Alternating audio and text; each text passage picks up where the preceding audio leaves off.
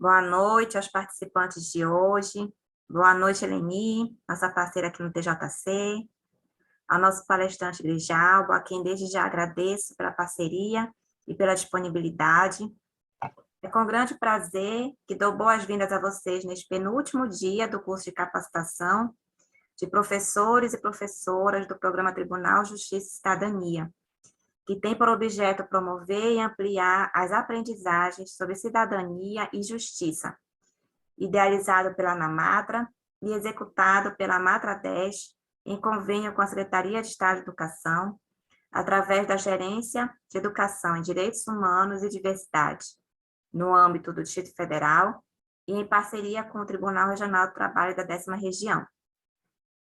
O tema de hoje é promoção da igualdade para a construção de uma sociedade menos violenta. A palestra será proferida pelo desembargador Grijalbo Fernandes Coutinho, que é mestre em Direito pela UFMG, mestre em Teoria Crítica dos Direitos Humanos pela Universidade Espanhola Pablo de Olavide, pós-graduado em Direito Constitucional pela UNB, além de outros títulos, autor de livros e artigos, foi presidente da ANAMATRA e um dos criadores do programa TJC. Enfim, Grijalbo, fico grata pela sua disponibilidade, já te considero um amigo querido. Fique à vontade, agora eu lhe passo a palavra. Obrigado, colega Catarina. Quase que eu chamo Caterine, porque eu tenho uma Caterine aqui em casa, viu, Catarina? A minha caçula é Caterine. Quase, meu Quase, irmão. quase Catarina, né? Então, eu quase que te chamo de Caterine, tanto que eu gosto da minha filha e também me sinto, claro, como amigo seu. Nos conhecemos recentemente, mas já conhecia por sentença. Recentemente tivemos no Conamate, eu agradeço demais o convite, Catarina. Catarina Mouzinho, né? É, Mouzinho. Esse Mouzinho é bem português, né? Bem é. português, bem português. Agradeço o convite, agradeço ao TJC, à Matra 10, a nossa querida Eleni, que é sempre indispensável. Eu tive a honra de trabalhar com ela alguns anos atrás, fui presidente da Matra durante 2 mandatos. Já tem muito tempo, né, Eleni? A Eleni é jovem, mas isso já tem 20 anos.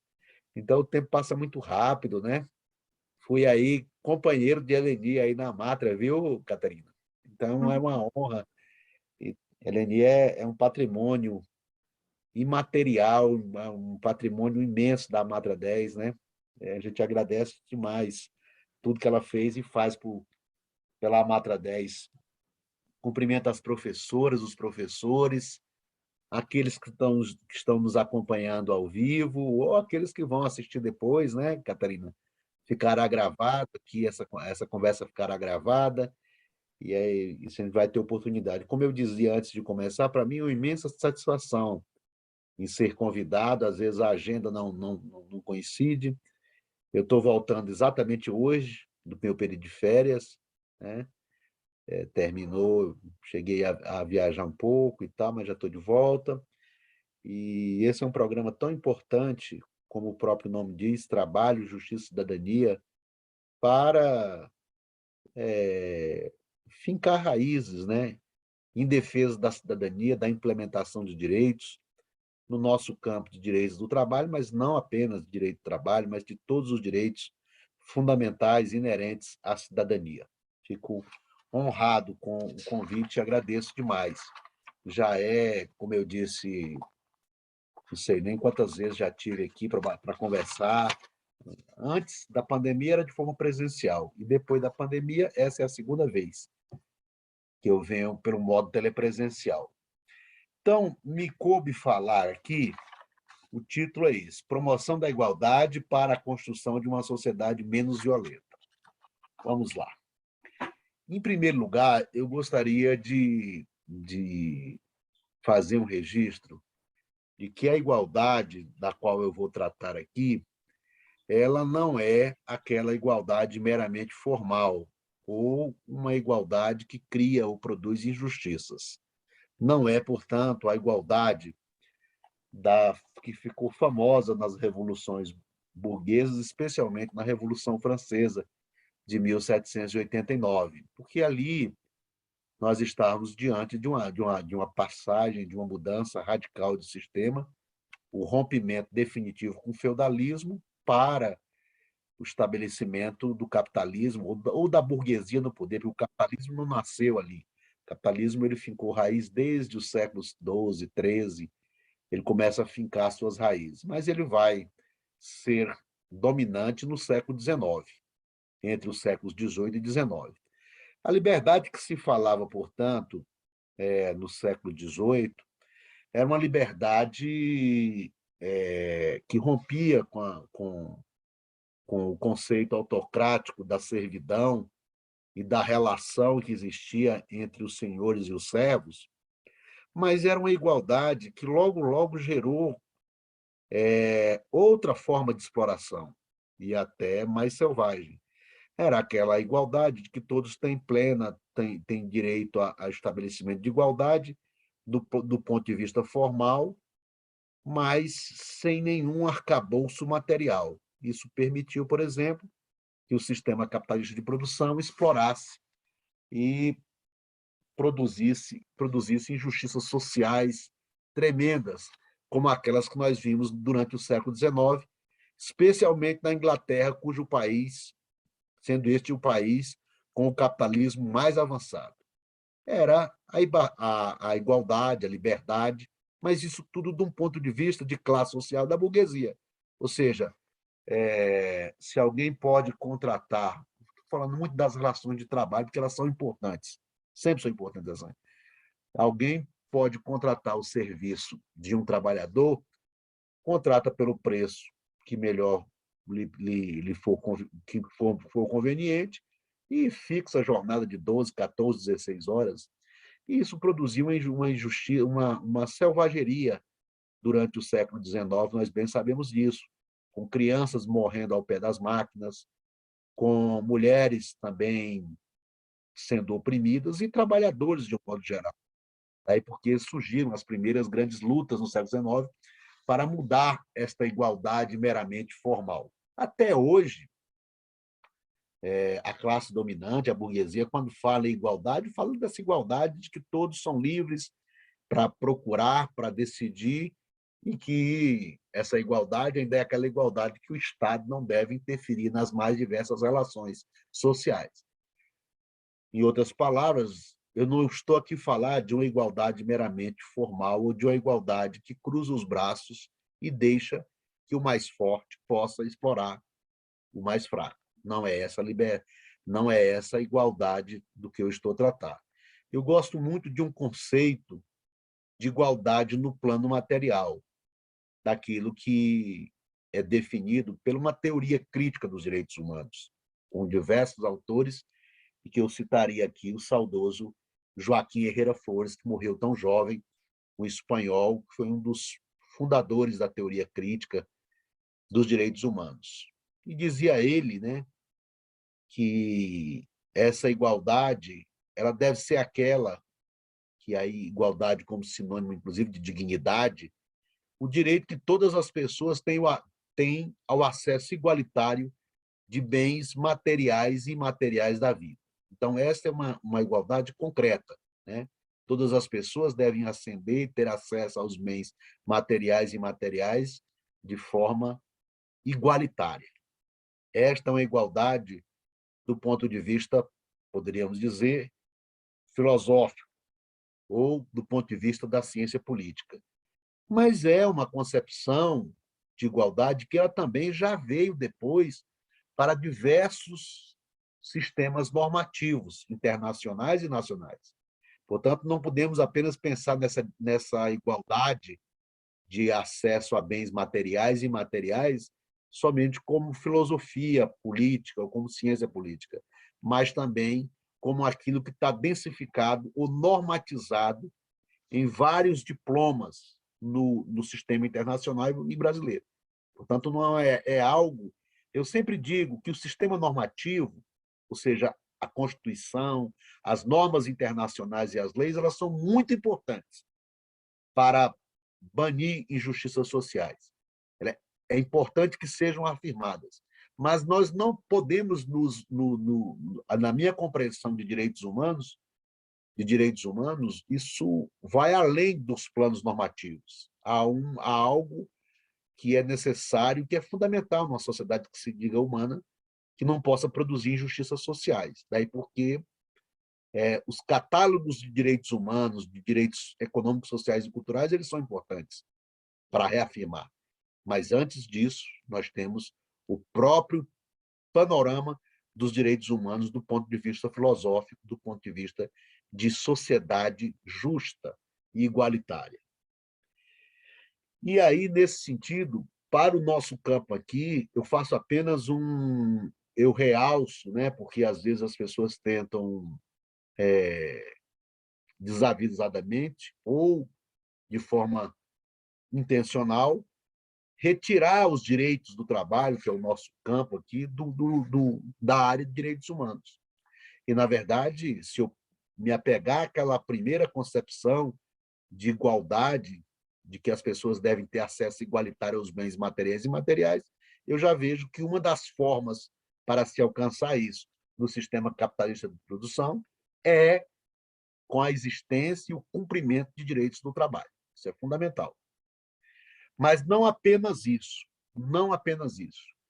A nossa Constituição, ela, de maneira, quando tratou dos direitos fundamentais, que são direitos humanos, colocou no catálogo desses direitos, no artigo 7º, colocou de maneira expressa os direitos sociais do trabalho ali, que não é um catálogo exaustivo.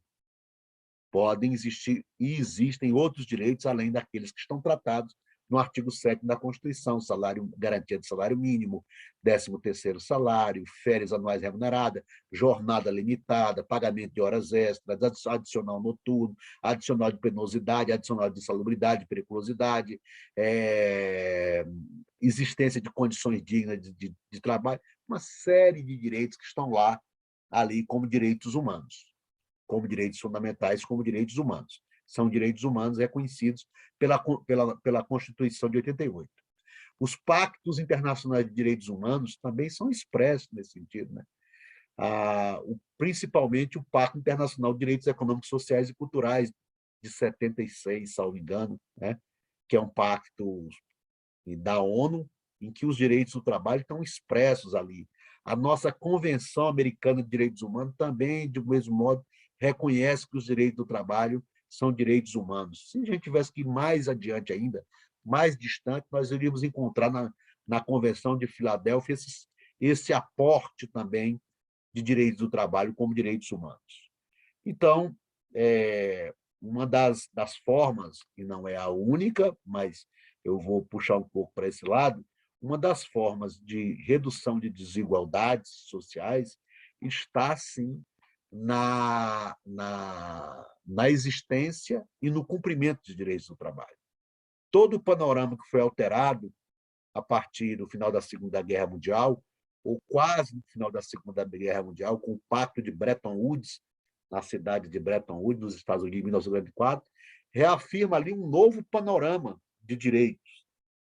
Se os direitos do trabalho nasceram no século XIX, embrionariamente na Inglaterra, na França, eles são reconhecidos ali com o finalzinho da guerra, por uma série de razões que não me cabe aqui, nem há tempo para declinar, mas ali se decidiu, no panorama internacional, de que era necessário, para romper com o liberalismo que vigorou durante mais de um século, era necessário novas balizas, a existência de políticas sociais para reduzir desigualdades, direitos do trabalho, o fim das disputas internacionais sem limites, que produziram 2 guerras mundiais.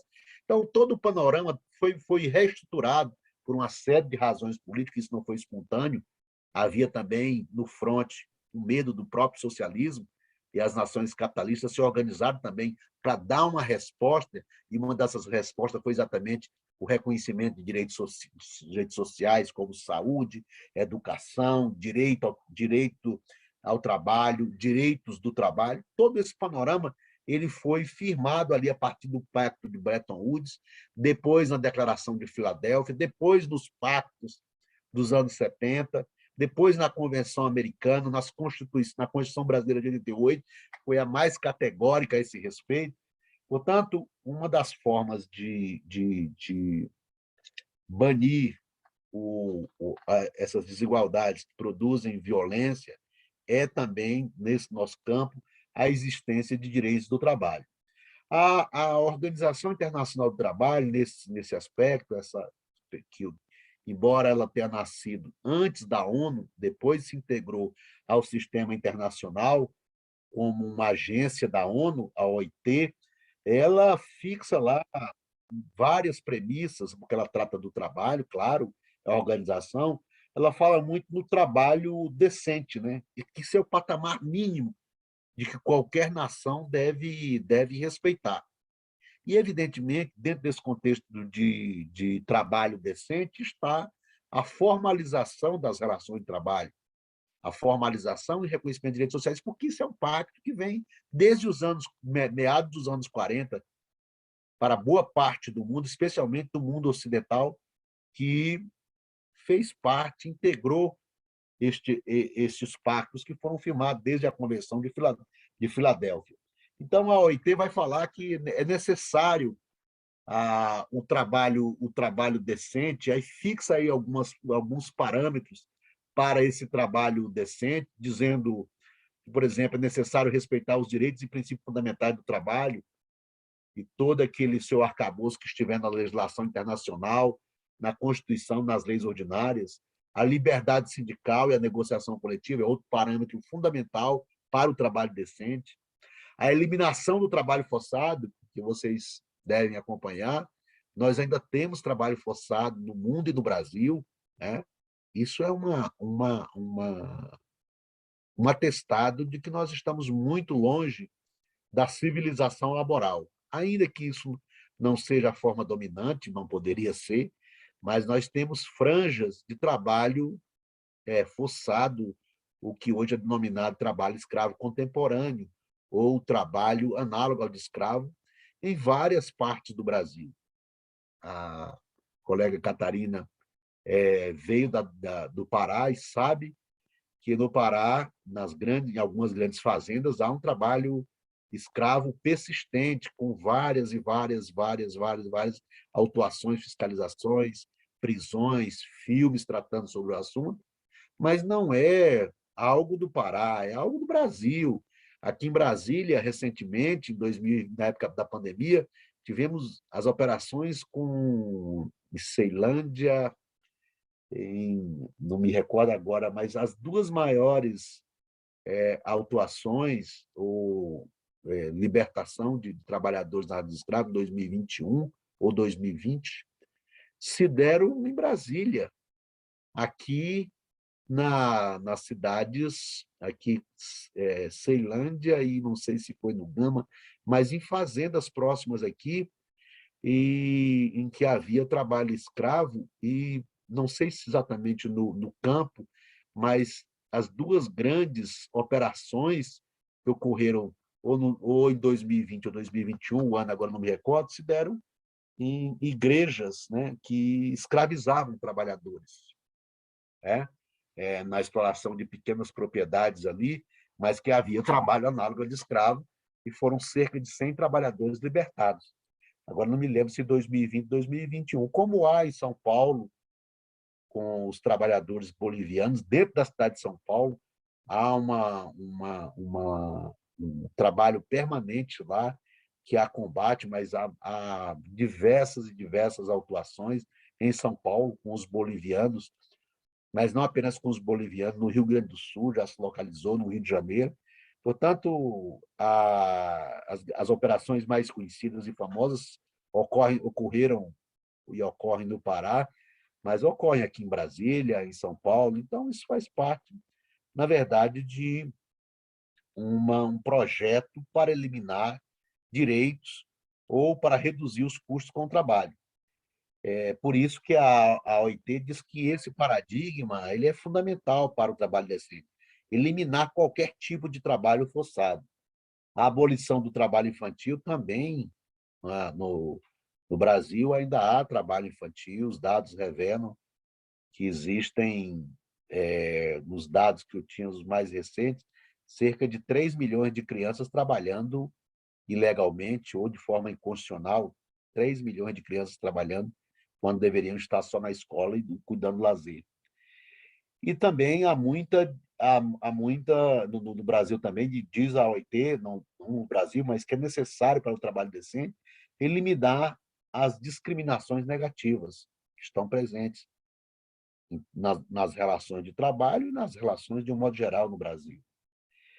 Então, este é um cenário no Brasil que nos afigura como tormentoso.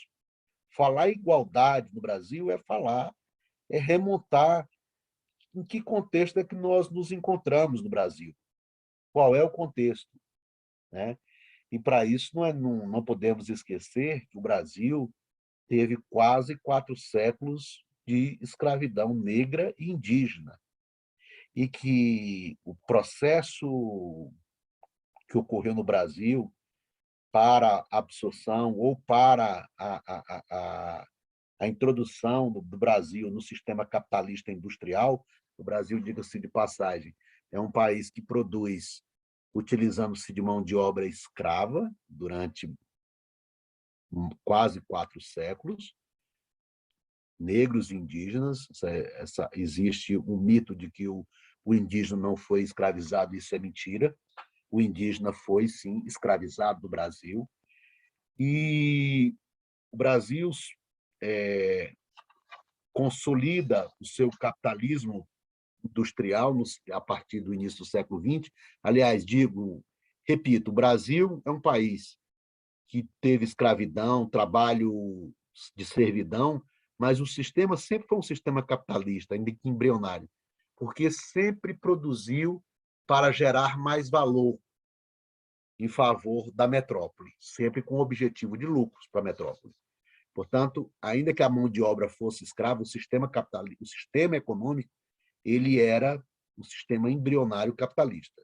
Agora, o capitalismo, naquilo que é sua essência, o Brasil só vai conhecer a partir do final do século XIX e início do século XX. E o problema é que o Brasil se insere no capitalismo industrial no século XX sem resolver os seus problemas com o passado, principalmente naquilo que se refere às relações de trabalho. Acabou a escravidão oficial, né? Nós sabemos ali, e que não foi nenhuma bondade. Aqui também não há nem tempo para discorrer sobre isso, mas o Brasil não rompeu, porque é aquilo que alguns autores chamam de um capitalismo hipertardio e dependente. Ele não rompeu com as estruturas, não houve aqui uma revolução burguesa, como ocorreu na França, por exemplo, e aqui as elites fizeram um grande conchavo para a inserção do capitalismo industrial. Financiamento externo, trabalho superexplorado, um capitalismo tardio e que não rompeu com aquelas marcas mais ferozes das relações de trabalho no Brasil. Carregamos conosco, lamentavelmente até hoje, essas marcas de que o trabalho é visto de uma forma bastante discriminatória, principalmente com alguns segmentos da classe trabalhadora. O Brasil, ao se introduzir no sistema capitalista de produção industrial, não fez nenhuma revolução, não promoveu nenhuma alteração, por exemplo, no campo. Os grandes proprietários rurais não perderam absolutamente nada, não houve reforma agrária, não houve coisíssima nenhuma. É o que os autores chamam de acordo pelo alto. E isso acarreta problemas até hoje, essa mentalidade escravocrata, colonialista e com o trabalho sendo superexplorado. Isso é verdade que não é um sinal, não é algo só do Brasil. As nações dependentes têm esse capitalismo, o México, o Chile, muito parecido com o sistema brasileiro. Eu estou querendo apenas acentuar que falar em desigualdades em países como o Brasil é viver a realidade desse país ao longo de tantos, desde que aqui ingressaram os portugueses, né?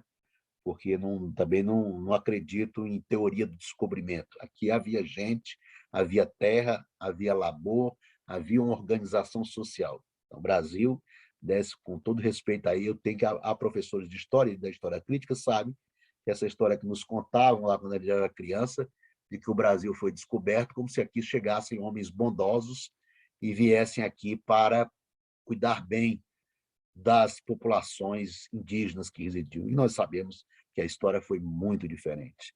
Foi um povo indígena que recebeu esses portugueses com todo o cuidado, né? E que depois foi escravizado por esse povo português. Então esse é um problema.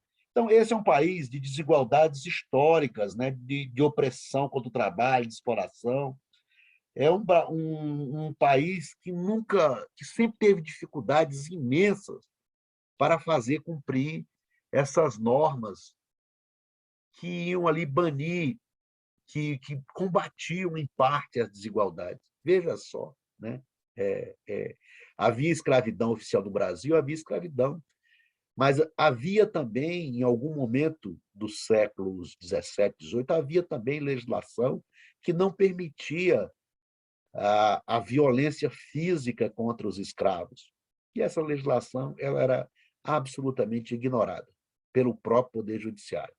O senhor, o dono dos escravos, contra as legislações que foram se formando, porque, afinal, os humanistas, os trabalhadores sempre se organizaram, mesmo os escravos, e como se organizaram nos quilombos, e sempre havia humanistas no âmbito do parlamento e tudo mais, e legislações, na época do Brasil colônia, existiam, e depois do Brasil já independente, existiam legislações que não permitiam o assassinato, a tortura, mas isso tudo era ignorado. Tudo era ignorado pelo próprio Poder Judiciário. Então, nós estamos falando de um país que tem dificuldades imensas em cumprir essa legislação, e eu acabei falando no início lá de várias normas que existem no sentido de implementar a igualdade. E por que nós estamos tão distantes dessa igualdade? Estamos, na prática, tão distantes da igualdade material. Basta ver as injustiças, basta ver o que ocorre a cada chuva em algumas partes do Brasil, como está ocorrendo agora. Agora tem ocorreu no Recife, mais recentemente, mas ocorreu em Salvador, em várias cidades, no Rio de Janeiro, em que as populações mais pobres são soterradas, né? Isso é fruto, uma demonstração clara das injustiças, do distanciamento social que existe no Brasil entre as classes, né? E o problema, professores e professoras, o problema, minha colega Catarina, que nos últimos anos, por uma série de razões, mas sobretudo porque o sistema capitalista se viu com algumas fragilidades em termos de acumulação, há uma política decantada de que é necessário flexibilizar, desregulamentar, privatizar, enxugar o Estado, ou seja, há uma política mundial vendida como a solução mágica que amplia as desigualdades. E em países como o nosso, que nunca foi capaz de resolver as suas desigualdades históricas, quando a gente amplia essa prática de um novo liberalismo, de um neoliberalismo, aqui as desigualdades sociais se ampliam e são mais ferozes do que, por exemplo, na Europa. O que eu estou querendo dizer é que há uma política deliberada pelos donos do dinheiro mundial, especialmente pelo capitalismo financeiro, que é hoje quem dá o norte para as grandes transformações regressivas, no sentido de privatizar tudo e acabar com políticas sociais na saúde, educação, privatizar, acabar com universidades públicas e retirar direitos do trabalho, com terceirização, com fragmentação da cadeia produtiva, com instituição de banco de horas para não pagar, para ter jornada sem pagar horas extras. Ou seja, o capitalismo dos últimos anos, por uma série de razões, também pelo fim da União Soviética, que era ali o bicho-papão para o capitalismo, perdeu todos os receios em aumentar a sua potencialidade destrutiva de direitos. Isso está em voga no mundo e com muita força no Brasil, especialmente no Brasil dos últimos anos, em que houve uma denominada reforma trabalhista em 2017, que simplesmente, em mais de 200 alterações ou de novas normas, mais de uma centena de direitos foram retirados dos trabalhadores, com a denominada reforma trabalhista. Alguns direitos que estavam na CLT e outros que estavam na jurisprudência consolidada do TST. Simplesmente se fez quase que um pente fino, acabando com tudo que é direito, com tudo não, mas com muitos direitos importantes, foram eliminados sistematicamente. Não teve uma norma dessa reforma trabalhista para ampliar direitos. Uma. Essa aqui melhorou o padrão. Não. Eliminação do pagamento de horas extras, acordo individual para não pagar hora extra, fim da incorporação da gratificação de função, fim da ultratividade das normas coletivas, ou seja, fim das contribuições para o sindicato, ou seja, um extermínio de direitos, um extermínio de direitos. Nós que vivenciamos na prática, nós sabemos, todo dia aparece um caso novo. Todo dia aparece, tem hora, e olha que eu já li essa lei, não sei quantas vezes, acompanhei, critiquei, escrevi sobre isso, mas todo dia eu me vejo diante de uma situação que eu não tinha imaginado ainda. Todo dia não, mas com muita frequência eu me vejo diante de uma situação porque os barões do Brasil, por interno, decidiram que ali era um momento de crise política de aproveitar e em 6 meses dizimaram direitos. Mais de uma centena de direitos. Então, como é que a gente vai falar em combater as desigualdades com uma lei que não parou por aí? Depois veio, na mesma época, a lei da terceirização generalizada, e depois, na época da pandemia, não sei quantas leis também, todas retirando direitos. Agora não precisa mais nem de pacto coletivo na pandemia, basta um acordo individual. O empregado assina ali e desiste de tudo e pronto, está resolvido. Então, nós estamos numa maré muito difícil no mundo e no Brasil, assim como nunca, com tanto regresso às populações indígenas, às populações quilombolas, todas sofrendo os mais diversos ataques, os garimpos invadindo o mundo, invadindo o Brasil. Hoje mesmo, um jornalista inglês e um indigenista da FUNAI desapareceram, um deles já ameaçado, um indigenista, críticos ao governo, desapareceram no meio da Amazônia brasileira.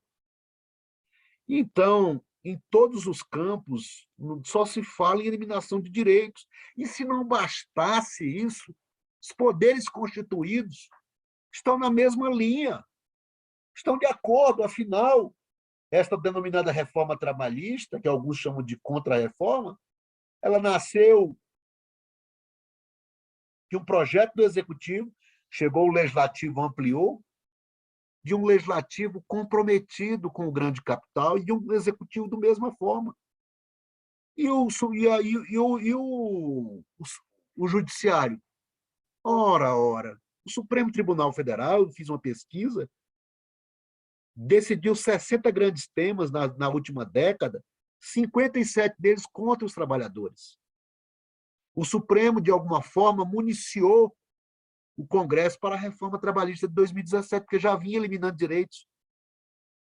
Terceirização, negociado sobre o legislado, prescrição do FGTS não em 30, mas 5. O Supremo, mudando a sua própria jurisprudência, entrou no mesmo campo. Portanto, como é que nós vamos falar de igualdade quando a classe dominante do Brasil, sob a direção do capital internacional, decidiu que é para acabar com direitos? É para acabar com o direito. E ainda tem juiz do trabalho que imagina que vão acabar com o direito do trabalho e a justiça do trabalho vai passar incólume. Não, a justiça do trabalho existe por conta do direito do trabalho. Se estão acabando o direito do trabalho, não há muito sentido em ter justiça do trabalho daqui a alguns anos, se continuarem nessa perspectiva. Estou falando de tudo isso para dizer e falar sobre promoção da igualdade é necessariamente se pôr contra essa avalanche destrutiva que está em curso. Porque o que nós temos no Brasil hoje é uma ação concertada da burguesia nacional e internacional e dos poderes da República. todos de acordo que tem que eliminar direito. O presidente do Supremo julgando, disse, olha, nós temos que julgar assim, assado, porque, afinal, estamos em um momento difícil, é preciso dar tranquilidade para o mercado. Tranquilidade para o mercado significa, meus senhores, minhas senhoras, simplesmente retirar direitos. É disso que nós estamos falando. Este é o caminho desregulamentar mais do que nós já temos, porque nós nunca nos inserimos com um patamar de dignidade. Nós tínhamos um brasileiro estudioso que morou lá fora há muito tempo, na época da ditadura, teve que fugir. Foi, inclusive, professor da UNB, mineiro, Rui Mauro Marini, que é autor de uma teoria muito interessante e muito bem fundamentada, a teoria dialética da dependência, que mostra que em países como Brasil, México e Chile, nós temos uma superexploração da força de trabalho. Aqui a força de trabalho mostra com dados, elementos, mostrando que aqui a classe trabalhadora é muito mais oprimida, porque, ao final, a sua remuneração no conjunto ela sempre foi inferior à dos países avançados. E é por isso que ele fala em superexploração da força de trabalho. Que Brasil é esse, de 209 mil milhões de habitantes? Ou, para alguns, já 210, 211, 212, 213. Mas o último dado oficial, 209 milhões, porque nem o censo não estão produzindo mais. O censo de 10 anos não foi feito, por conta da pandemia, mas também por falta de interesse político também, porque, afinal, o censo é um retrato da sociedade brasileira. Nós temos, nos últimos dados, chegamos a ter mais de 100 milhões, pouco menos de 100 milhões, de população economicamente ativa ou de trabalhadores. Pois bem, desses 100 milhões de trabalhadores, estatutários, claro, como são aqui os professores e professoras, mas nós temos cerca de 36 milhões com carteira assinada. Aí nós temos os trabalhadores por conta própria, nós temos os estatutários, nós temos os informais, mas, na verdade, embora o sistema brasileiro seja o sistema da regulação, que assim determina a Constituição, regulação do trabalho, o direito nacional, nós não conseguimos sequer ter metade dos trabalhadores formalizados no Brasil. Nós temos menos de 40 milhões. Nós temos menos de 40% formalizados no Brasil. E olha que esses formalizados têm mais direito do que os informais, claro, também estão longe do paraíso. Acabou de sair um dado de que, dos trabalhadores assalariados no Brasil, aqui contando formais e informais, 36% ou 38% recebem um salário mínimo. Os assalariados no Brasil, o maior contingente, porque depois tem as faixas, né? Mas a parte, o contingente aqui considerável, quase 40%, recebe um salário mínimo por mês. E a média dos assalariados, a média, aí pegando todas as remunerações, chega ali entre 2 e 2,5 salários mínimos por mês. Portanto, nós estamos tratando de uma mão de obra pessimamente remunerada. O salário mínimo do Brasil, diz a Constituição da República, que deveria ser suficiente para bancar habitação, alimentação, saúde. Tem todo lá um rol lá no artigo 7º de que o salário mínimo deveria cumprir essas funções. E está longe disso. É uma letra, é uma norma de conteúdo vazio, essa norma constitucional, porque o salário mínimo não atende essas necessidades básicas que estão ali fixadas. O DIEESE, que estuda essa matéria há muitos anos, estuda sistematicamente, o último dado, olha que antes dessa inflação, dizia que, para atender às necessidades básicas fixadas na Constituição de 88, o salário mínimo no final do ano passado, ou em 2021, antes de todo esse galope da inflação, teria que ser, Catarina, em torno de R$ 5.600, salário mínimo, para atender essas necessidades. E nós sabemos que o salário mínimo do Brasil é 4 vezes, quase 5 vezes menor do que esse, 5 vezes menor do que esse, né? Todas as políticas adotadas nos últimos anos têm sido direcionadas à concentração de riqueza nas mãos da rica burguesia. Todas as políticas. Não temos políticas sociais para reduzir desigualdades sociais. Me parece que se tornou quase proibido no Brasil. Se você falar em igualdade e tudo mais, logo você é taxado de comunista. Nesse Brasil tão esquisito de hoje, está tudo invertido. Está tudo invertido. Mas o Brasil é um dos países mais injustos com aqueles que vivem do trabalho, desde a escravidão oficial até os dias de hoje. Porque, afinal, nós temos um arcabouço jurídico muito consistente e rico. Mas, como eu disse, não é novidade, essas leis, muitas delas, nunca, e normas, nunca são efetivadas plenamente. Não estou querendo dizer com isso que nada é cumprido, que nada vale, não é isso. Claro que as normas, algumas são cumpridas, parcialmente, totalmente, para alguns segmentos, claro que isso é importante. Mas eu estou querendo dizer que, mesmo apesar dessa exigência, há um boicote sistemático, porque não é novidade também. Lá, quando as primeiras leis trabalhistas surgiram na Inglaterra, durante o século XIX, com aquela selvageria, aquele mundo cheio de contrastes, de uma opulência da burguesia, um mundo da fantasia de tanta riqueza, a miséria estava ali na grande fábrica, né? E as primeiras leis surgiram por conta da reação da classe trabalhadora e sempre houve segmentos que não eram necessariamente de trabalhador explorado, segmentos que se comoviam com a selvageria do século XIX. Mas essas leis também não eram cumpridas espontaneamente e o Poder Judiciário também fazia vista grossa para o cumprimento das leis do século XIX. Então, nós estamos tratando de que uma coisa é ter direitos reconhecidos, outra coisa é cumprimento. O Brasil sempre teve muita dificuldade de cumprir não só os direitos sociais do trabalho, mas os direitos, de um modo geral, daqueles que não têm tanta força de expressão política em termos de organização. De modo que a classe dominante domina todos os segmentos. É verdade que, às vezes, dependendo da pressão, da correlação de forças, precisa ceder em alguma coisa. Então, eu tenho que essas desigualdades históricas jamais foram resolvidas no Brasil. Elas foram até remediadas. É importante ter legislação, reduziu também, não há dúvida, há estudos mostrando como a legislação trabalhista foi importante desde os anos 40, a industrialização só se pôde concretizar porque havia ali uma classe trabalhadora consumindo aqueles produtos que eram feitos nas fábricas.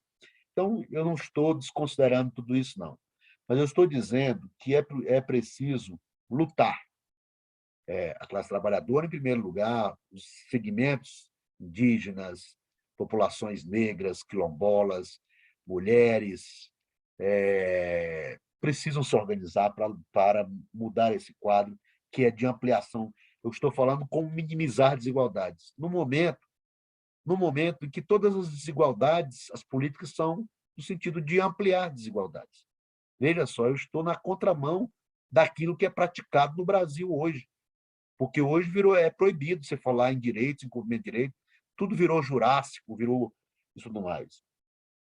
Tem um autor que eu gosto muito, quando ele fala muito de direito do trabalho, mas fala, sobretudo, do que é que está ocorrendo no mundo inteiro, é um francês, ele se chama Alain Supiot, e ele tem um trabalho muito rico sobre a Convenção da Filadélfia, em que ele diz que é necessário ser fiel ao espírito da Filadélfia.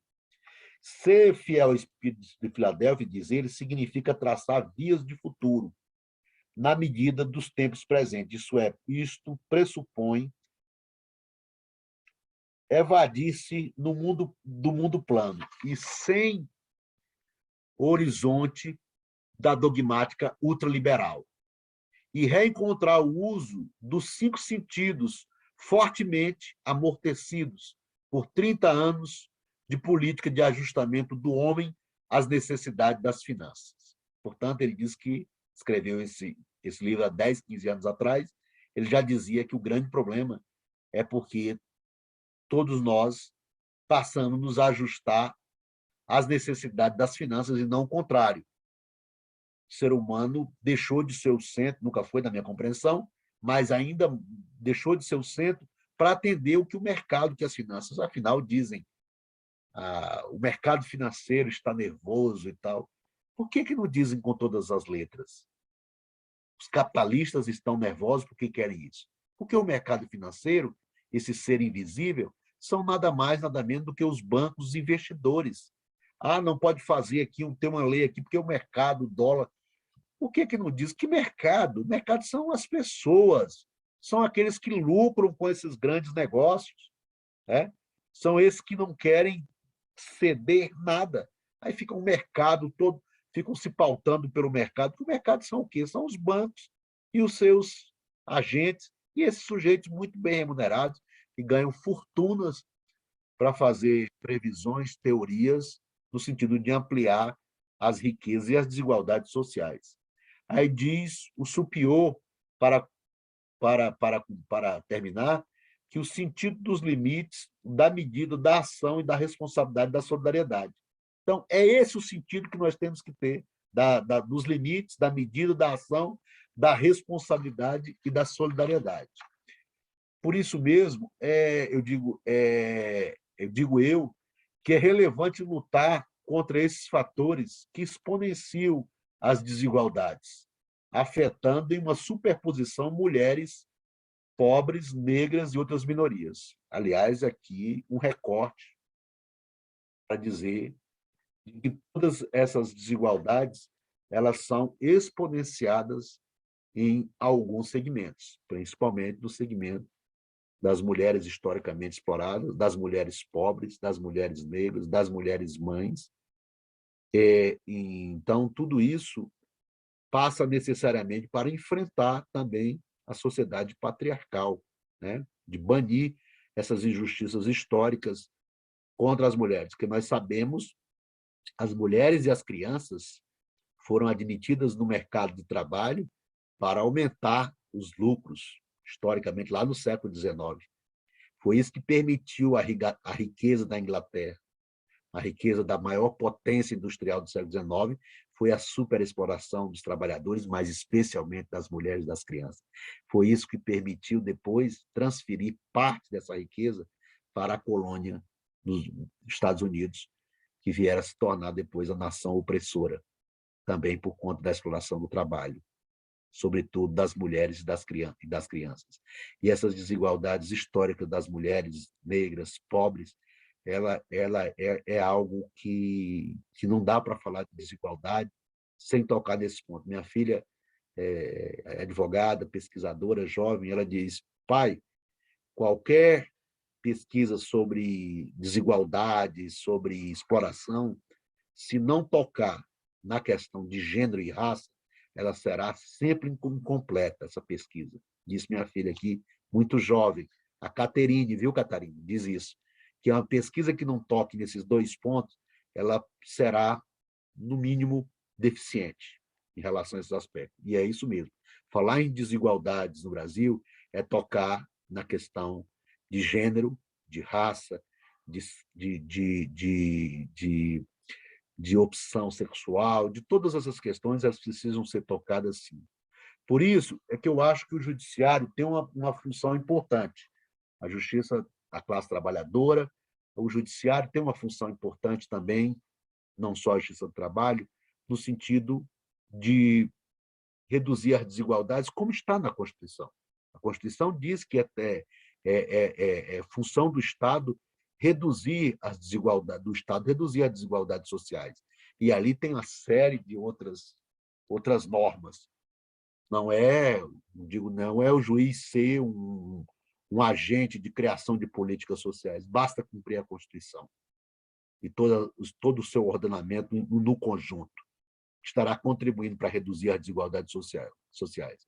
O problema é que, como eu disse, é que o judiciário nem sempre foi fiel à Constituição e as leis protetoras. Historicamente, se a gente olhar, nós temos medidas importantes, o judiciário se mostra relevante, mas, ao longo da história, o judiciário também falhou, né? Como falha o Supremo hoje em relação ao direito do trabalho, como cumpre o Supremo um papel importante nos direitos civis e políticos, e, por isso mesmo, é atacado e ameaçado, e, na minha compreensão, devendo defender esse Supremo contra as ameaças da ditadura e de golpes.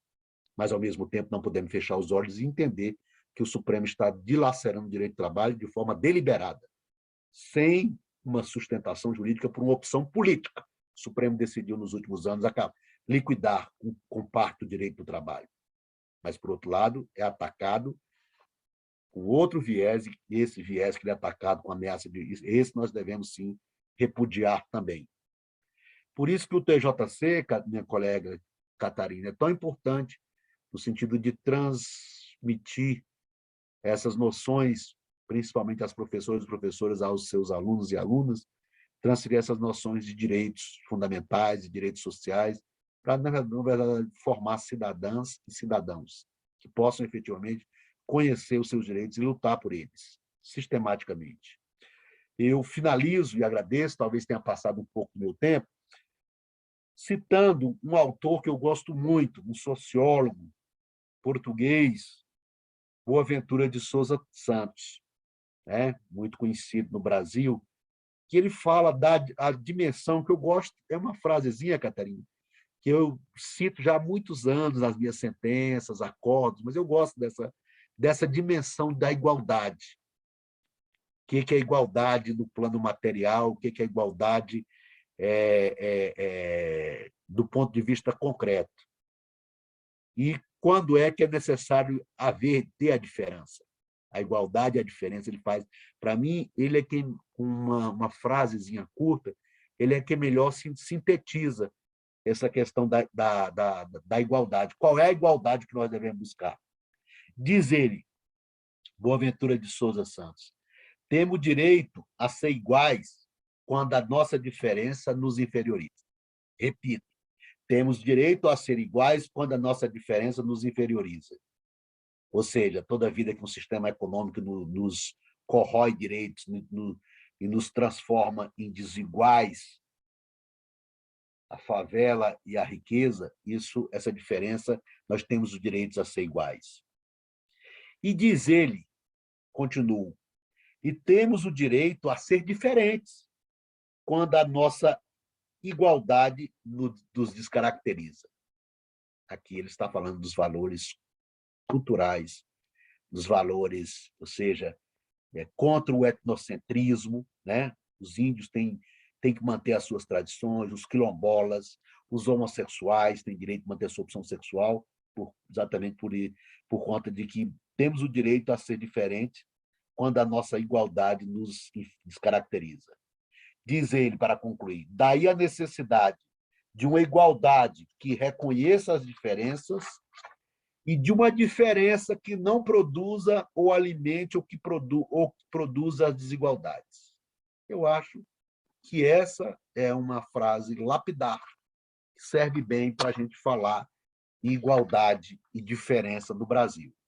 Porque, lamentavelmente, como eu disse, nós vivemos, eu tenho 57 anos, completei agora 57 anos, há pouquíssimo tempo, mas eu confesso que, com 34 anos na Justiça do Trabalho, 4 como servidor e 30 como magistrado, que eu nunca vi uma luta, eu nunca vi uma avalanche de destruição de direitos como eu estou vendo no Brasil nos últimos anos.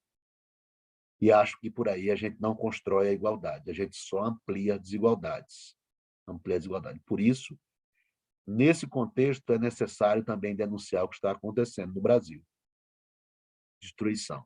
Ao mesmo tempo, é preciso reafirmar os direitos, porque, do ponto de vista normativo, se é interessante ampliar, nós temos já um conjunto que, se fosse cumprido, minimizaria razoavelmente as desigualdades. E, com isso, sem nenhuma dúvida, reduziria os níveis de violência vistos na sociedade brasileira. Com isso, eu quero dizer que cabe a cada um de nós cumprir a sua função. E as professoras e professores têm esse destaque porque são eles e elas que formam as cidadãs e os cidadãos por um mundo diferente, por um mundo mais justo, por um mundo mais igualitário. Muito obrigado. Agradeço pelo conteúdo da palestra. Realmente, assim, o programa TJC, eu vejo ele como um instrumento também de inclusão social, porque nós, como juízes, de certa forma, partimos de um ponto de privilégio para chegarmos até aqui, e eu me recordo que sempre, desde o início da faculdade, quando eu comecei as primeiras aulas de direito, e vinha muito isso à minha mente. Nossa, se eu soubesse disso antes, quanta coisa isso já não teria feito diferença na minha vida. E aí eu vejo o TJC, já sou apaixonada por esse programa antes mesmo de ser coordenadora, porque eu sempre via ele como uma oportunidade que a gente tem como juiz de trabalhar a inclusão social dos alunos, especialmente os das escolas da rede pública, para que eles também possam ter acesso antes de chegar à vida adulta, ou alguns que já estão já na vida adulta trabalhando, mas que eles tenham contato com os direitos, para que eles também possam, de alguma forma, participar dessa efetivação, possam perceber aquilo que possa estar sendo violado no dia a dia deles, e dessa forma exercer de melhor forma a cidadania. Eu acho assim um instrumento muito importante, sim. E outra coisa que também queria comentar é porque, em relação ao trabalho escravo, que você falou logo no início da palestra, e hoje saiu uma notícia no site da Globo de um homem que fugiu de uma fazenda na cidade satélite de São Sebastião, e a notícia é bem atual, e realmente, assim, aqui no DF eu percebo que não tem tantas notícias relacionadas à questão do trabalho escravo, que não quer dizer que não exista, né? E aí ele conta que ele foi recrutado lá mesmo, em São Sebastião, para trabalhar em uma fazenda em São Sebastião, e ele dormia no curral e trabalhava cerca de 12 horas por dia sem receber nenhum pagamento. Então, assim, realmente é algo assim bem próximo de nós, e que realmente precisa de uma conscientização. Agora eu abro para os professores, se quiserem tirar alguma dúvida, fazer algum comentário.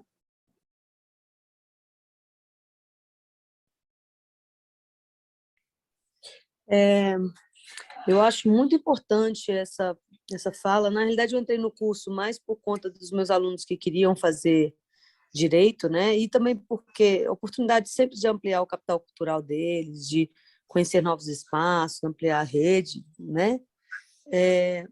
Mas é importante mesmo. Eu gostei dessa coisa do tuitaço que vai ter. Eu me lembro que eu criança, eu sempre estudei em escola pública, né? E tinha uma colega da nossa escola que era empregada doméstica, ela era criança como a gente, tipo 7, 8 anos, 9, e cuidava da casa. E aí ela falava para a gente que ela não podia fazer nada, só podia ir para a escola e não ganhava o dinheiro, nada, e que chamava a mulher de tia, mas não era tia, a gente via que ela era negra e a família branca, e a forma que a tia tratava ela era como serviçal, assim, muito, parecia coisa de novela. E aí a gente chegou a pedir para as nossas mães, para adotar ela, porque não podia um negócio daquele. Mas naquela época, década de 80, você não tinha... Nem meus pais, assim, que eram até do sindicato, sindicalistas, não se tocaram para a situação, sabe?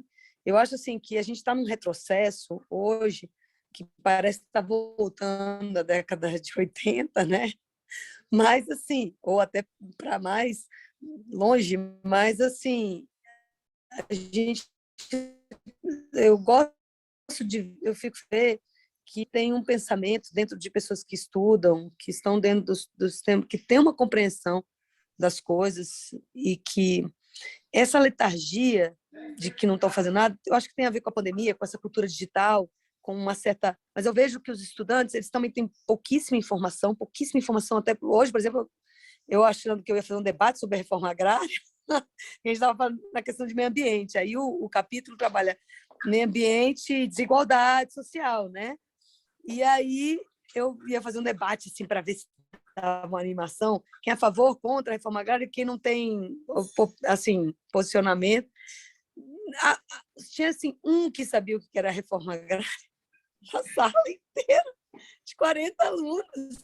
E eu tinha já dado o livro para ler, já tinha pedido, já tinha cobrado. Tudo bem, pode ser que alguns tenham tido Professora Chile, vergonha.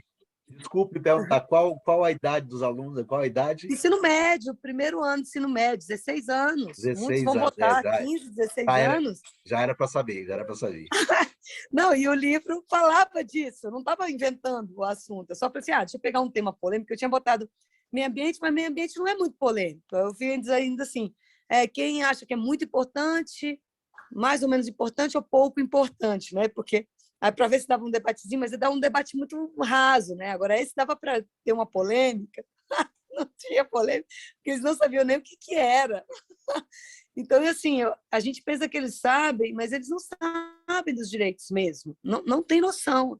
Às vezes, algum pode estar numa situação bem complicada que a gente não sabe, né? Porque a gente tem uma educação de massa, não conhece detalhes, e eles estão cada vez menos se falando entre eles, estão cada vez mais em TikTok. Eu percebo que a socialização está bem mais frágil, bem mais líquida, e eu acho que é importante utilizar as redes sociais para trabalhar essas questões, sabe? Também. Então, eu achei muito boa, muito boas as colocações, me fez refletir bastante. Então é isso. Já vamos ensinar, ninguém mais tiver alguma dúvida, algum comentário, já vamos encerrando hoje. Acho que o professor Aurélio levantou a mão. Pode falar, Aurélio.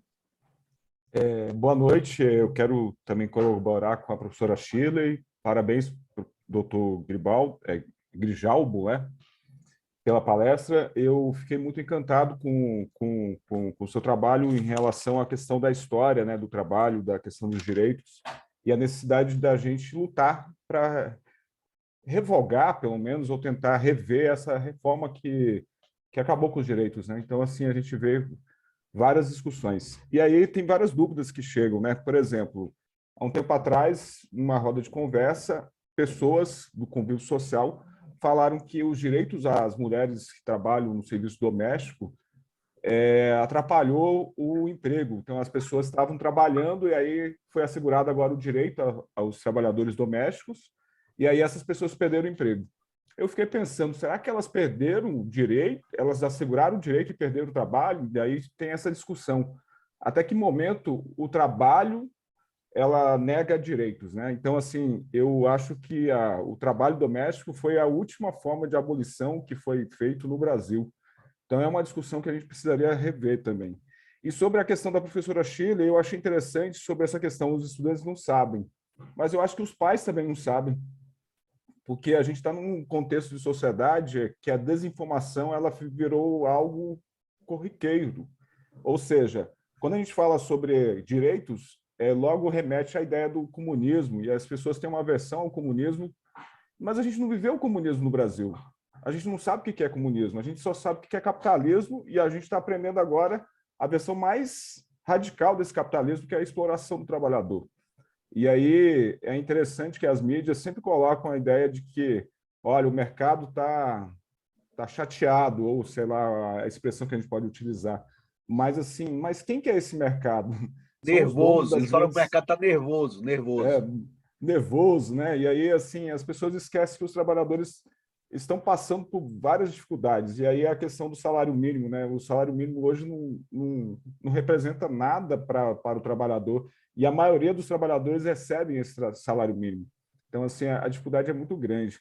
Então, assim, eu acho o grande desafio é fazer com que essa informação que eu soube trazer muito bem seja assimilada para esse aluno e possa contribuir com a formação do seu pai, ou da sua mãe, que está no meio do trabalho ganhando um salário de miséria.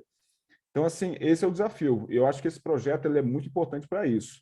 Então, eu acho que assim a desinformação ela está generalizada. É aluno que não sabe ou não quer saber, e aí tem a ver com as redes sociais, é o pai que foi doutrinado ou que também não sabe sobre essa questão dos direitos trabalhistas, que são direitos que têm a ver com o trabalho dele, e aí ele associa que esses direitos trabalhistas são direitos de comunistas. Eu consegui conversar com várias pessoas que vivem com condições de salário baixo, né, salários baixos, e eles acreditam que esses direitos eles são de comunistas. Então, a gente precisa revogar e, principalmente, lutar contra grupos políticos que defendem esses tipos de direitos humanos. Então, é interessante. Eu acho assim, é uma discussão que a gente precisa fazer e insistir, porque se a gente não conseguir fazer isso, a gente vai ser vencido mesmo e a gente vai viver numa sociedade altamente explorada. Muito obrigado. Marina, acho que a professora Shirley pediu de novo, né? Foi, pode falar, Shirley. Porque na hora que a gente estava falando, que ele estava falando, ele estava assim, tem horas que eu fico bem animada de ver que está todo mundo, que sim, tem bastante gente que está nas estruturas e que estão trabalhando e que estão tocando para que a coisa melhore. Mas quando a gente vai vendo as coisas, a gente está ficando muito desanimado, muito desiludido. Imagina o jovem, né?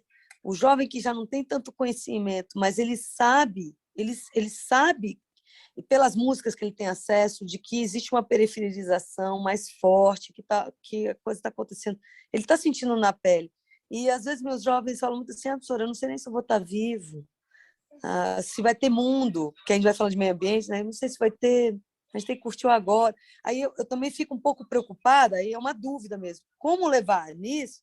Levar a crítica social, levar o conhecimento, mas de maneira que ele se empodere, não que ele desiluda de vez, entendeu?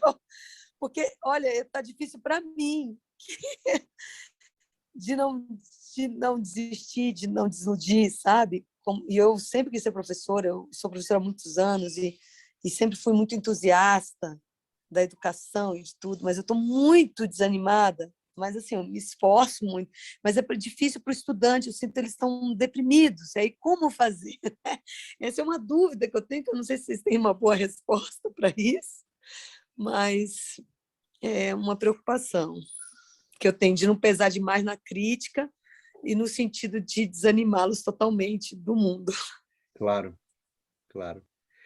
Catarina, eu vou aqui respondendo ao professor Aurélio, esse argumento de que conceder direitos retira posse de trabalho, ele é absolutamente falso, né? Porque quem está precisando de força de trabalho vai continuar demandando força de trabalho, né? Para cumprir a sua missão, mesmo numa atividade doméstica que não há o ingrediente do lucro, mas ali, ainda mais nós do Brasil, temos uma tradição de delegar tarefas caseiras, né? As pessoas vão continuar demandando. Também se falava isso em relação ao trabalho feminino, né? Dos direitos dos femininos, licença maternidade, dizia, olha, vão desempregar. Sempre esse discurso, ele é apregoado, ele é antigo, desde a formação dos direitos, e olha, vão dar direitos, vão acabar com o trabalho. É falso. O trabalho vai continuar existindo. O que pode haver, claro, é um descumprimento mais ostensivo desses direitos, mas para isso é que deveria haver fiscalização, justiça do trabalho, para não permitir, né? Eu lembro que, no caso do emprego doméstico, a Constituição de 88, que foi uma Constituição muito razoável em relação a direitos, deixou de conceder vários, mas ela criou ainda um apartheid com relação aos empregados domésticos. Ela falou que determinados direitos não se aplicavam aos empregados domésticos. E tinha todo um elenco lá, limitação de jornada, o adicional noturno. Tinham vários direitos que não estavam concedidos pela Constituição de 88. Isso só foi superado em 2013. Ou seja, depois de 2 décadas, mais de 2 décadas, é que esse apartheid foi rompido na Constituição de 88. A Constituição de 88, a Constituição Cidadã, não foi nada cidadã com os empregados e empregadas domésticas. E logo que os direitos foram reconhecidos, todos aqueles donas, sindicatos de patroas diziam: vou desempregar, vou contratar não sei quantas diaristas. Ele vai descumprir a lei de maneira explícita, né? Aí eu falei: vai ter 5 empregadas. Se chegar para mim, eu vou reconhecer o vínculo. Né? Então, são discursos falaciosos, intimidatórios, liberais, que se aplicam sempre que direitos são reconhecidos, dizendo que haverá um desemprego. É falso. Não haverá um desemprego coisíssima nenhuma. Haverá, talvez, uma tentativa de aumentar a informalidade. Mas, para isso, é que os órgãos de fiscalização deveriam combater. Ainda mais quando a gente olha para o caso das trabalhadoras e trabalhadores domésticos, que é aquilo que mais se assemelha com o trabalho escravo clássico conhecido, né? Em relação à professora Shirley, eu também acho, eu sou muito pessimista, mas na história a gente não pode ser pessimista, né?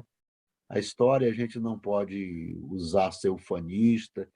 A gente sabe que a história é muito surpreendente, né? A história não é um movimento retilíneo de progresso ou de progresso, né? A história não é história positivista, a história nos surpreende, porque existem as forças sociais que sempre vão poder alterar, né? Não podemos fazer prognósticos.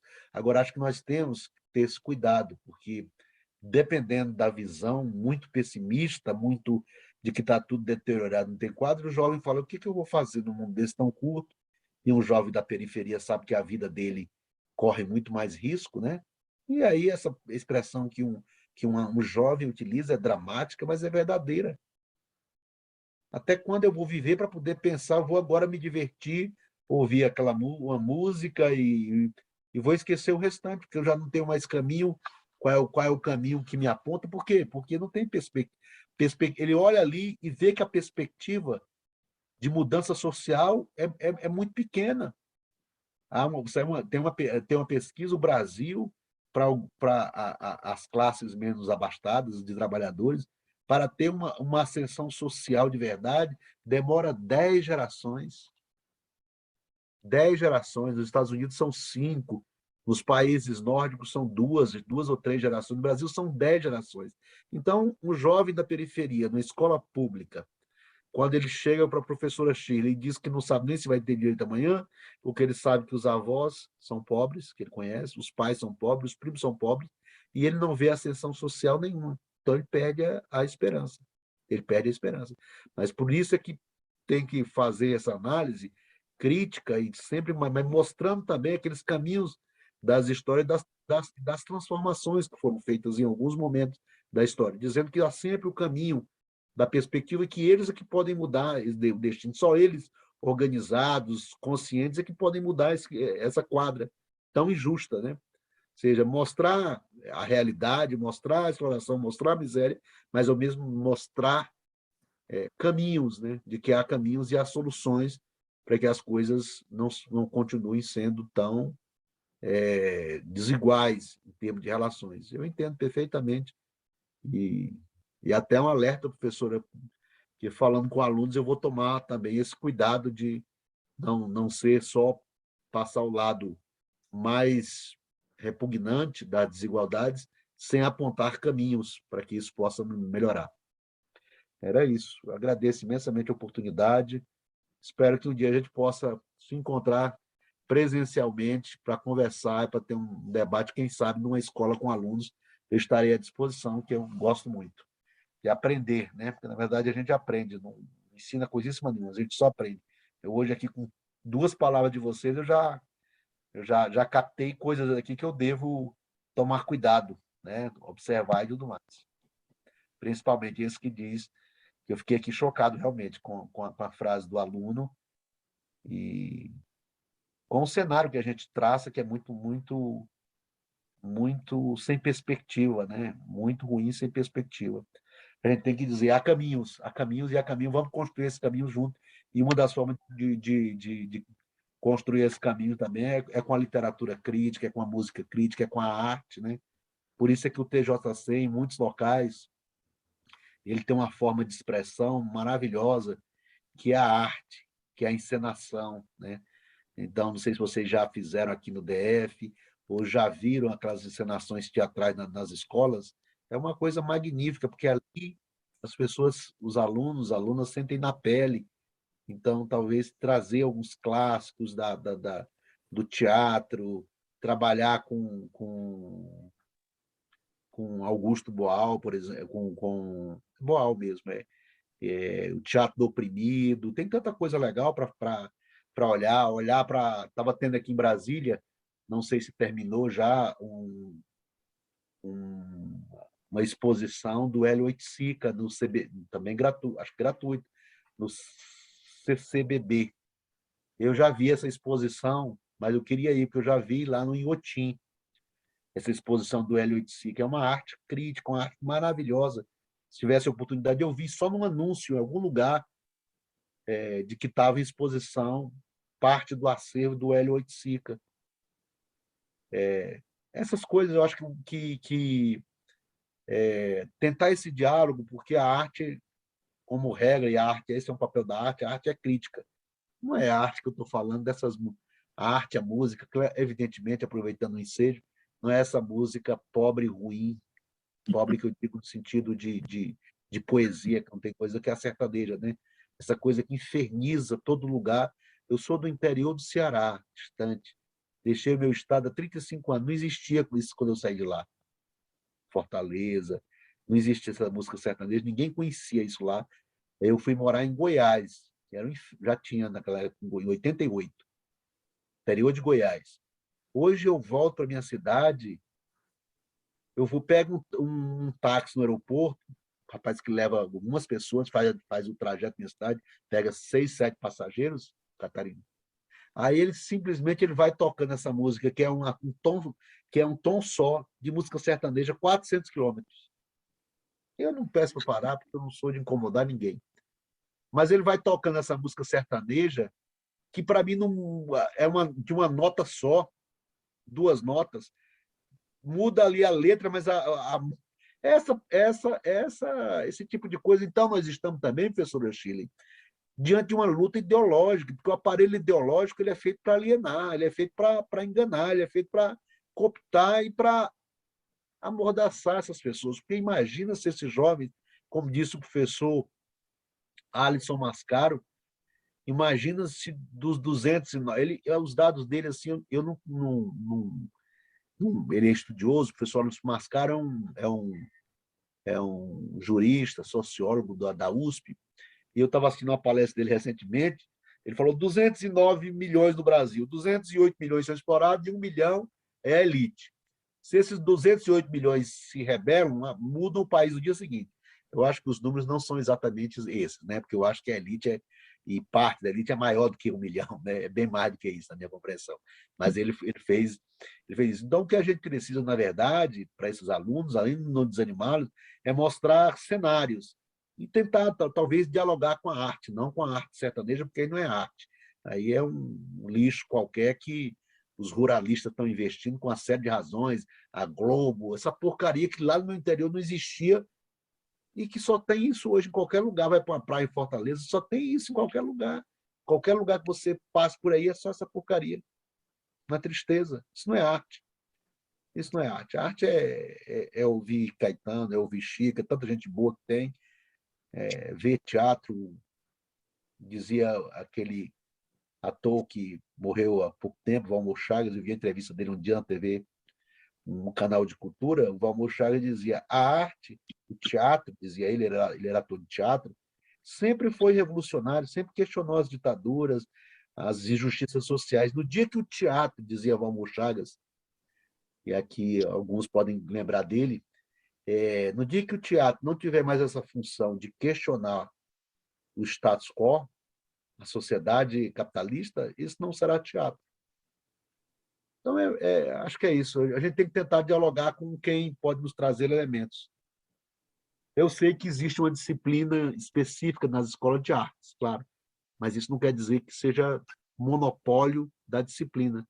Acho que a história, a sociologia precisam dialogar com a arte e provocar.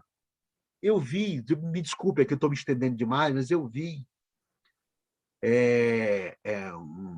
um programa um dia de alunos dos Estados Unidos, também nessa faixa de idade, 16, 17 anos, que não sabiam, Estados Unidos, que não sabiam nada da Segunda Guerra Mundial, e a professora os levou para a Holanda. Não sei se alguém viu essa.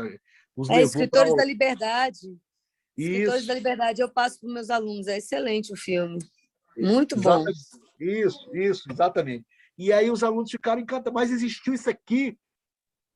Anne Frank passou por esse quadro todo aqui, até ir para um campo de concentração. Não sabiam o que era o nazismo. Não sabiam o que era o nazismo. Eu vi trechos, professor. Acho que não vi o filme inteiro. Eu vi trechos desse filme, partes, alguma coisa. Não vi o filme inteiro. Tá bem, então, gente. Era isso. Muito obrigado. Obrigado, professora Aldaíris, pela dica, viu? Que a gente precisa também, viu? Precisa molhar os pés de vez em quando para saber que está vivo. Olha, doutor, eu queria dar uma notícia muito boa para todo mundo. Porque aqui em Taguatinga, eu moro em Taguatinga, tem um restaurante que é self-service, né? Restaurante aqui na Rua das Palmeiras. Esse restaurante, ele é, assim, muito bem frequentado, um restaurante, assim, frequentado pela classe trabalhadora, o pessoal que vai comer lá, na hora do almoço, classe trabalhadora. E eu sou muito curiosa, né? Eu perguntei para uns dos garçons e para as cozinheiras. E aí, a dona daqui é uma mulher, não é? Eu não sabia. Aí a pessoa falou, é uma mulher, chama-se Dona Neuza. E eu falei, você gosta essa patroa de vocês, né, empresária? Aí vários deles falaram para mim, para nós ela é a nossa mãe. Nossa! Eu falei, é mesmo? É. Nos trata com todos os nossos direitos e com respeito. Ótimo. Lá em Águas Claras tem um restaurante que é um centro gastronômico em Águas Claras, que lá possui 4 restaurantes, é um complexo em Águas Claras. E aí eu também, no meu aniversário, fui com a minha família lá, e eu sou curiosa. Eu perguntei, o restaurante muito bem organizado, né? Eu falei, a dona daqui é uma mulher, não é? O garçom respondeu, sim, é a dona Lídia. Dona Lídia. Então, aí eu falei, e aí, você gosta de trabalhar nesse restaurante? Aí, vários deles, aí falou assim, é o maior orgulho que eu tenho de trabalhar para a dona Lídia. Então, as coisas não estão perdidas, não, minha gente. Claro, tem bastante gente boa e também não estou sendo sexista, não, puxando só para o lado das mulheres. Mas 2 restaurantes que eu conheço e são top de linha, né? Um na área para trabalhadores e outro na classe alta, são dirigidas por mulheres cujos empregados respeitam e amam. Então, a gente tem que dizer que tem uma luz lá no fundo, claro. A gente tem que ser otimista, viu, gente? E não é coincidência, viu? Não é, não é, não. Não é nada de coincidência. Uma chama-se Lídia, que é o nome da minha mãe chama Lídia, e a outra Neuza. Olha, como gente, é que o nome dos restaurantes, os nomes, lembra dos nomes? Os nomes aqui, o restaurante aqui na Rua das Palmeiras, o restaurante Chapéu de Couro. E em Águas Claras é o complexo gastronômico. Aí lá tem um restaurante italiano, um de comida japonesa, um de comida árabe e o outro de hambúrgueres. Entendeu? Tudo da mesma dona. E ela não é dona só desse complexo, não, doutor. Ela é dona de vários outros complexos aqui em Brasília. Dona Lígia. Não, Lídia.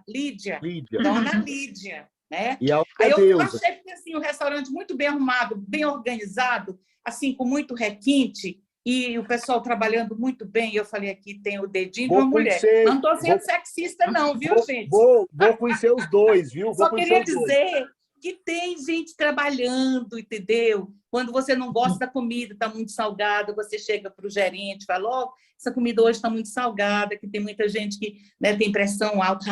A gente vai falar com as cozinheiras. Gente, isso não tem preço para a gente, né? Não tem, porque tem um grupo de trabalhadores sendo pagos e uma população sendo atendida nas suas necessidades na hora da alimentação. A professora Débora já confirmou aqui que o chapéu de couro é excelente, viu? Pois é, é maravilhoso, maravilhoso. É isso que eu queria falar, um pouco de otimismo. A gente precisa acreditar, a gente precisa acreditar. Os números estão aí contra a gente, toda hora batendo na cara da gente, mas a gente é professor e a gente não desiste, junto com os magistrados aí, né, doutor? Obrigada pela sua fala. Obrigado, eu que agradeço. Sim, só para complementar, é sempre uma luta coletiva, mas também é uma luta individual. Por isso que o aluno, apesar de diante de toda a realidade sofrida, ele precisa ser encorajado de que ele também, apesar de estar numa situação de dificuldade, ele pode individualmente vencer na vida. Eu dou assim, muito exemplo da minha família. Por exemplo, meus avós eram analfabetos. Na minha família, ela é de Óbidos, no Tapajós, no Noroeste do Pará, uma região assim esquecida, dentro do estado, no Brasil. Poucas pessoas sabem que a cidade existe, uma região que era de povoado indígena, que foram expulsos pelos portugueses. Então, assim, lá é uma miscigenação de indígena português, mas a cultura indígena já foi praticamente perdida. E assim, meus avós eram analfabetos, meus pais foram submetidos ao trabalho infantil por necessidade e pelas condições do local, que era comum na região, a questão do trabalho infantil doméstico, trabalho infantil na extração de castanha, mas eles conseguiram, com muito sacrifício, estudar. Minha mãe foi professora, meu pai bancário, ele passou no concurso do Banco do Brasil, ela lecionou na rede pública estadual. Então, assim, meu pai era o filho mais velho da minha avó e foi o primeiro que conseguiu colocar as filhas em escola e para fazer faculdade. E, enfim, aqui estou eu, com muita luta e sacrifício. Não foi fácil. E como eu digo, foram lutas individuais, de várias gerações. Não foi fácil para ninguém, não foi fácil para meus avós conseguirem construir uma família e guiar os filhos. Também não foi fácil para meus pais, mas assim, aos pouquinhos, a gente vai puxando um ao outro e todo mundo vai conseguindo vencer na vida. E é isso. Renovo aqui os meus agradecimentos. Vejo que estamos na reta final do nosso curso de capacitação, fechando aqui com chave de ouro a parte das palestras jurídicas, e vai ser apenas o início de uma bela caminhada. Amanhã vamos ter nosso último dia de curso de capacitação, vamos tratar como se desenvolvem as fases seguintes do programa, vamos ficar aberto para as dúvidas dos professores sobre os temas aqui propostos e sobre como vão se desenvolver as próximas etapas. Tenhamos todos uma boa noite, um bom descanso e até amanhã. Boa noite. Boa noite, gratidão. Satisfação em conhecê-lo.